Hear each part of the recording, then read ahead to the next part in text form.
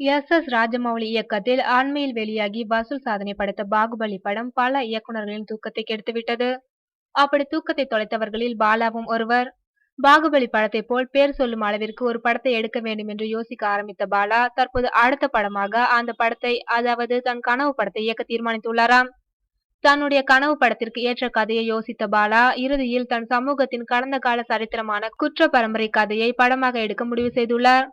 கதையை தீர்மானித்தவுடன் இப்படத்தின் முதற்கட்ட பணிகள் தொடங்கப்பட்டு நட்சத்திர தேர்வையும் நடத்தி கொண்டிருக்கிறார். தன் சொல் பேச்சு கேட்கும் ஆர்யா, விஷால், அதர்வா ஆகியோருடன் அரவிந்த் சாமி, ராணா ஆகியோரையும் வைத்து மிகப்பெரிய மல்டி ஸ்டாரர் படத்தை இயக்க திட்டமிட்டுள்ளார் பாலா. தற்போது சசிகுமார் கதாநாயகனாக நடிக்க பாலா இயக்கியிருக்கும் தாரை தப்பட்டை படத்தின் இறுதிக்கட்ட பணிகள் நடைபெற்று வருகின்றன. தாரை தப்பட்டை பொங்கலுக்கு வெளியாக உள்ளது. அதன் பிறகு சில வாரங்களில் குற்ற பரம்பரை படத்தை தொடங்க இருக்கின்றாராம்.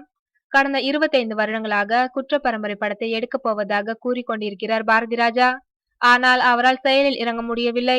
பாலாவோ வாய்ப்பந்தல் போடாமல் செயலில் இறங்கிவிட்டார்.